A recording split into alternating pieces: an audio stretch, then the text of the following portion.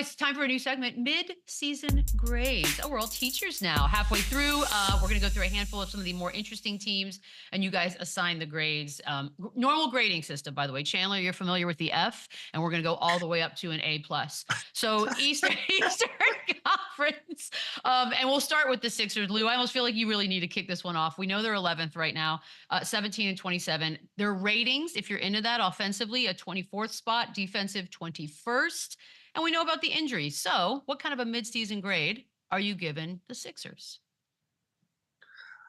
It's gonna be in between a low D and an F.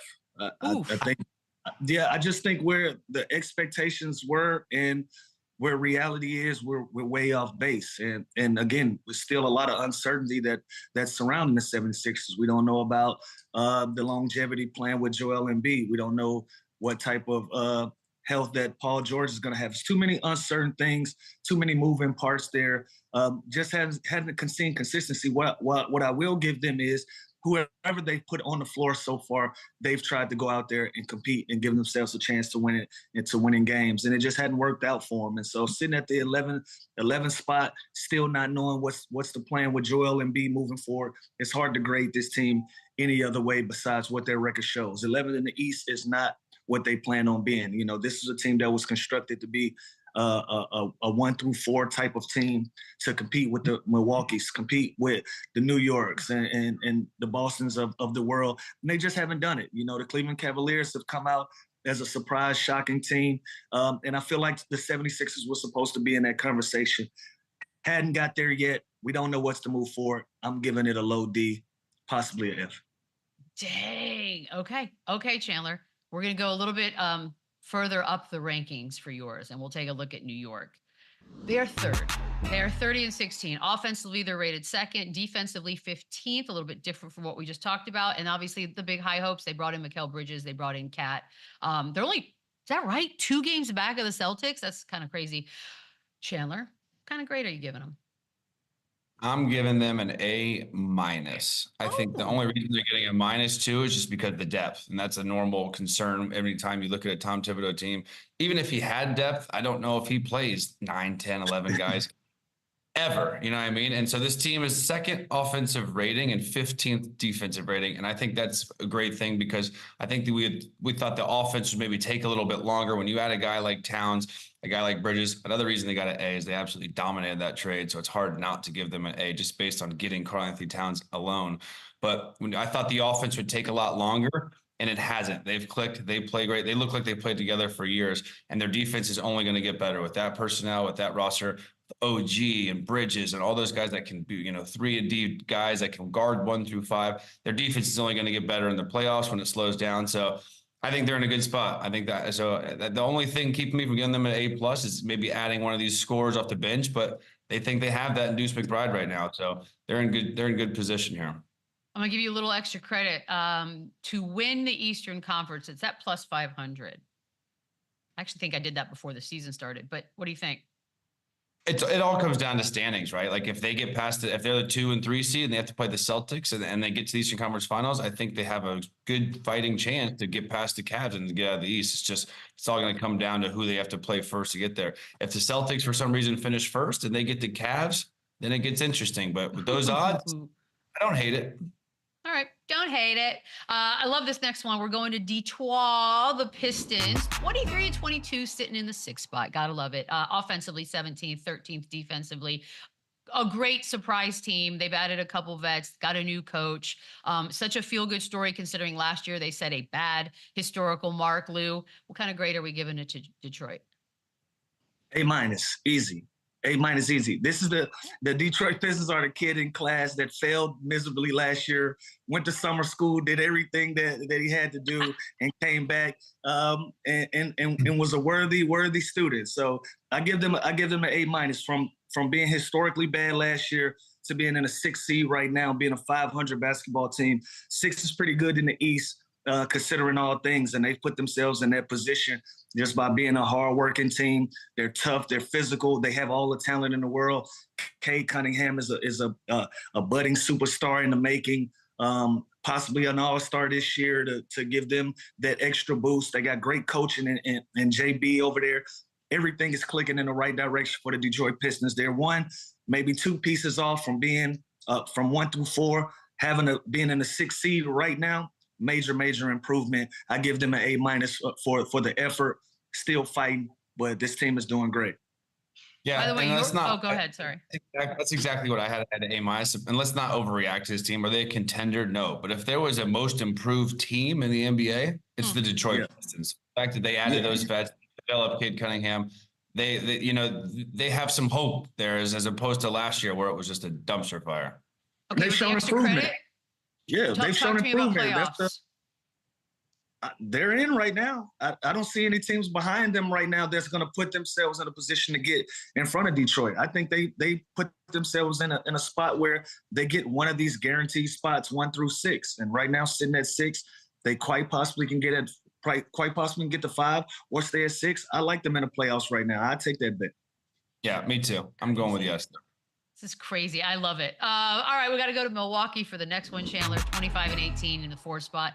12th and 8th, respectively, on the offensive and defensive side. It's just been a wonky up and down season. We know how the start was, 2 and 8. And then they won the NBA Cup, and things have been going swimmingly since. What do you think, Chandler? Grade-wise first. Yeah, I'm going to give them a B-. I think anytime you go through that type of resiliency and you go through all these rumors and these talks about firing the coach or do we actually trade Giannis one of these days? That was real talk, real rumors about a month ago. So the fact that they overcome that, they won the NBA Cup, they went through all that adversity and kind of came together. That's going to do them wonders come playoff time. So again, you have Giannis, you have Dame, you have Portis, you have Lopez, you have Middleton, you have all these vet guys that are built to win right now. They're in good shape. And I think going through those troubles early is going to really help them pay off come playoff time. And the only thing that really hurts them is that there's some teams ahead of them, like Cleveland, like New York, like Boston, that I think are, kind of a notch above them. So they're going to have their best basketball. They're going to have to be healthy come playoff time to have a chance. But I give them a B-. Okay, B- for Milwaukee. By the way, they've won 8 of their last 10. I'm going to give you some extra credit. Over under 48.5 wins. Oh, 47.5 wins. My bad. And where are they at right now? They are at 25 and 18. It's tough. Under. It's a tough one. That's a tough one. Yeah, it's gonna be close. I think it's gonna be like 44. Right in the window, probably. We got to get the specific from Lou. Obviously, it wouldn't be a show without it. Lou, we got to go to Cleveland for you. Such an interesting one as well. 36 and 9, sitting in the top spot. They're 1st and 12th. Offensively and defensively. They started the season going 15 and 0, and they've gotten great play out of basically everybody. Mobley, Garland, Mitchell, all with all-star level seasons. What grade are we giving to Cleveland? A+, easy. Okay. They're the leaders of the class. This team has it all going for them. They're healthy. They've been consistent. And the biggest part, it's been no drama this year. It's been no drama, no narratives. We haven't heard anything about Donovan Mitchell wanting to trade or getting him out of there, any of those type of things. The only thing that I've seen is camaraderie and these guys having huge smiles on their faces, and they got great coaching and Kenny Atkinson. It looks like they figured it out in Cleveland for them to move ahead and be real contenders out in the East. So I love that for the city of Cleveland. I love that for this organization. They hadn't done much wrong. I could be wrong. Chandler, you can tell me, have this team even have they even had a losing streak as of yet this year? Well, Houston's beaten them twice now. Well, Atlanta's beaten them twice either. So yeah, check this out. Good. Houston's beaten them twice. Atlanta's beaten them twice, and they only have 9 losses, right? So that's pretty good. But they're on a three-game losing streak, so we don't want this turnaround. Pretty still good. I'll take my A+ and make it an A- because of that. But this team they've checked all their boxes this year, and 40+ games into the season, it still look like they are a legit contender. This isn't a fluke. This isn't something that's happened by chance. This is a team you're going to have to deal with for years to come if they stay the same way that they're built right now. So A+, A- for me. Either one, they're passing the class in flying colors. I agree with Lou. It's hard not to give them an A, right? It's the same exact roster they had last year. And the biggest thing, they've just been healthy. Evan Mobley has really made that jump, right? He kind of is now this aggressive, give me the ball in the post, expanded his game. They bring in a fresh face in Kenny Atkinson that clearly the players are relating to and playing harder for than for whatever reason they do with JB. So listen, this team's rolling again. It's just, do we trust them enough right now? Do we trust them to go beat the Celtics 4 times? Do we trust them to beat the New York Knicks 4 times? That's the question. That's TBD. But mid-season grades, it's hard. Yeah, it's they're 36-9. No one expected that. Yeah, it's kind of hard to go less than an A. Celtics 32-14, second, third and fifth defensively, offensively, defensively. They are the reigning champs. They brought back guys, Peyton Pritchard having a nice, like, upping his levels. However, and this is where it gets interesting, 6-5 over their last 11 games. And that includes a couple of blowout losses to the Lakers and the Kings. So Chandler, kind of a grade mid-season are you giving to Boston?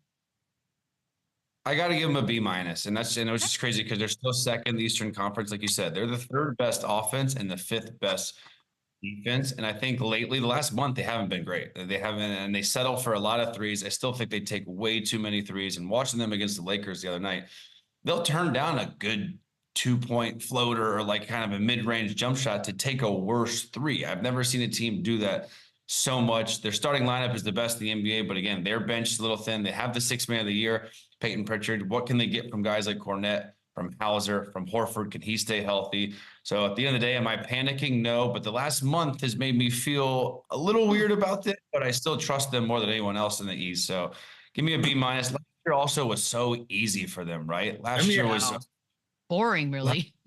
Last year was a cakewalk to the finals. This year, they're going to get tested. They're going to get tested a lot harder than they did last year. Off script, if you were to grade the Kansas City Chiefs right now, what would you give the Kansas City Chiefs really quick? This would be like good. a B-. Like a B-. So, okay. Because when you're a well-oiled machine, you can take chances. You can try things on different nights. Like I feel like that's what the Boston Celtics are doing. Like they understand what it takes to win basketball games. They understand what it's like to get to the mountaintop. And I think some nights they just take chances. Let's see if this works for us. Let's see if that works. Let's try this lineup. Let's try these guys. Hey, tonight we're going to play 25 to 28 minutes tonight, 35 minutes in the next night. That's what this grade is appropriate for them, but I feel like they know that they're not putting out their best brand of basketball right now, but they don't have any worries. It's no panic in it. It's a great comparison because all season long I'm watching the Chiefs like, man, they won 12 games. That's it. But I still trust them to win it all. Like I still come playoff time, I still gonna trust them more than anyone else. I still trust Mahomes and Trav. I still trust Tatum and Brown more than anyone else in that conference. Yeah, Chiefs have some help. We all know that. But the extra credit here, by the way, number 1 seed. They're 4.5 games back of Cleveland, but they're still the favorite to be the number 1 seed in the East. Are we good with this? No, I don't think they're going to catch. I don't think they're going to catch Cleveland. I think Cleveland is going to be the number 1 seed. Now, what are the odds for them to come out of the Eastern Conference? Because I'll be all over them to come out of the Eastern Conference. But I think the Cavs are rolling. The Cavs are going to play. They're healthy. They're going to play most of the games. They're not one of these teams that are going to rest guys. They are going to win a lot of games. Just going to keep them at the number 1 spot. But the Cavs are good. I think it's going to be a lot better series than I thought it would be in the beginning of the season. But I still trust the Celtics the most. I really do. Minus 110. What's happening? Are you dancing? They're still a favorite. They're still a favorite. For everything that's happened, they are. It's kind of disrespectful, actually, that they're still the favorite to beat Cleveland, but that's all right. We got a long time.